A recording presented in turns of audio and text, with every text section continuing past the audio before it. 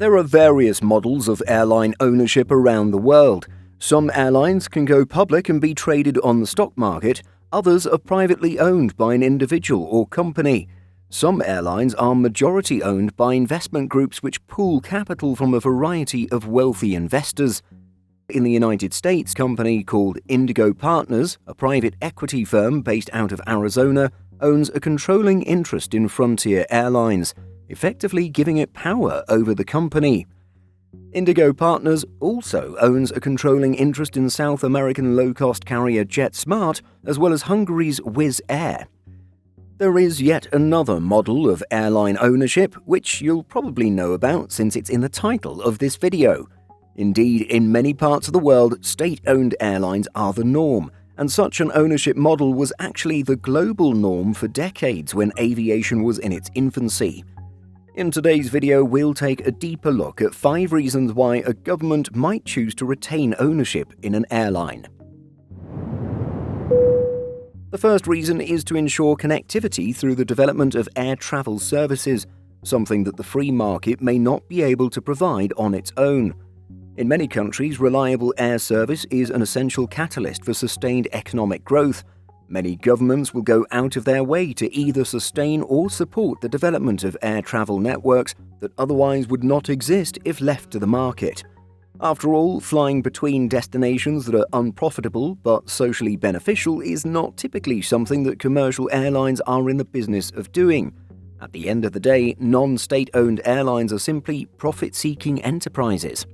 Essential air services are crucial for connecting destinations that lie in remote areas or areas with smaller populations. A lack of air service can easily isolate a region and hinder development or economic activity. Good examples of airlines that were originally launched as state-owned and serve these kinds of purposes include Air Canada and Qantas, which have both since been fully privatized. In Latvia, Air Baltic remains majority owned by the Latvian government. While Lufthansa Group recently acquired a 10% stake in the airline, the Latvian government has ensured that through Air Baltic, there remains quick and reliable air connectivity between the Baltic capitals of Lithuania, Latvia, and Estonia. There are a few other ways to make sure that remote parts of countries are still served without a state-owned airline. For example, in the United States, carriers like American Airlines and Delta Airlines are often offered large government subsidies through the Essential Air Service program to make sure that routes to small destinations are still served. A second reason state-owned airlines persist is to build and retain national identity and prestige. One of the best places to find carriers that have been built with this kind of operating model in mind is undoubtedly the Middle East, where many of the world's largest state-owned carriers are based. Examples of state-owned airlines from this region include Emirates, Etihad Airways, and Qatar Airways, all of which are completely controlled by government investment trusts. In the Middle East, the incredible wealth created by the region's vast oil reserves has led many governments to set up massive investment trusts or sovereign wealth funds to manage and maintain the country's natural resource wealth. One of the most popular places for these kinds of investment funds to invest their money has been state-owned airline development, as air carriers are key pieces of a city's travel landscape. Furthermore, the development of high-quality airlines in the Middle East has helped build the identity of destinations like Dubai and Doha, and the luxurious air travel services offered by airlines like Emirates or Qatar Airways have become synonymous with the countries themselves. A Middle Eastern country may also be interested in establishing its own airline to capitalize on the optimal location for connecting passengers between destinations across Europe, Asia, and Africa, which leads us to our third possibility.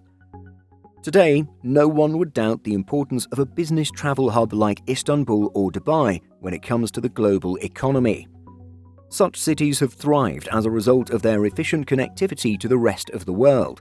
While Istanbul might be a fantastic destination on its own, the Turkish government's ownership and investment in the carrier makes the airline a vehicle in promoting the interests of the country. Heavy investment in Turkish Airlines in the growth of its global network has further raised the profile of Istanbul and the country of Turkey as a whole. The Ethiopian government's ownership of Ethiopian Airlines has allowed the carrier to acquire significant market share of air travel to and from the African continent. The fourth reason may be that there are simply no other options. In some economies, there simply are no systems in place for private companies to operate. In North Korea, for example, private businesses as we know them in other parts of the world simply do not exist, something which has led to the rise of state-owned flag carrier Air Koryo. While the North Korean flag carrier is a bizarre airline that mostly operates decades-old Soviet-era jets, some more prominent flag carriers exist for roughly the same reason. For example, the Venezuelan flag carrier Conviasa is also state-supported due to the lack of private enterprise within the country and is managed by the Ministry of Aquatic and Air Transport, according to Flight Global. And then, the fifth reason for state ownership of an airline is that a former privately owned flag carrier failed or is at risk of failing. An excellent example of this happening requires us to look back to Argentina in 2008, when the government decided to nationalize what had then been privately owned flag carrier Aerolíneas Argentinas. When the SkyTeam member airline had been hit by financial difficulties in the immediate wake of the global financial crisis, the Argentine government elected to step in and rescue the airline by renationalizing it, as it was not simply going to let its most important provider of air services collapse. Recently, President Javier Milei of Argentina had been quick to argue in favor of reprivatizing the airline, but many are concerned about what might happen if the carrier loses financial support from the government. The Argentine government has been covering the airline's losses for years now, mostly due to its belief that the airline provided an essential service that could not be lost. The pandemic of 2020 offered a scenario in which many publicly traded airlines called on their respective governments for support. In some cases, this led to temporary government ownership. For example, through a special fund, the German government acquired a 20% stake in Lufthansa for €306 million to rescue the airline. With air travel having recovered, Germany sold its stake for €1.07 billion, yielding an impressive €760 million profit.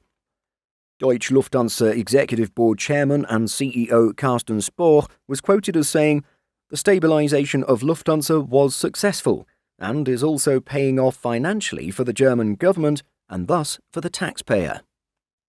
In April 2021, the Canadian government invested $500 million Canadian dollars, paying about $23.18 Canadian per share.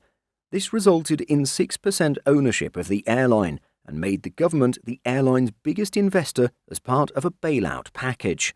According to the Globe and Mail, the government sold its stake in 2024 at about $25 Canadian dollars per share. But what are your thoughts? Let us know by leaving a comment. Simple Flying publishes over 150 articles every week. If you're looking for the latest aviation news and insights, visit simpleflying.com.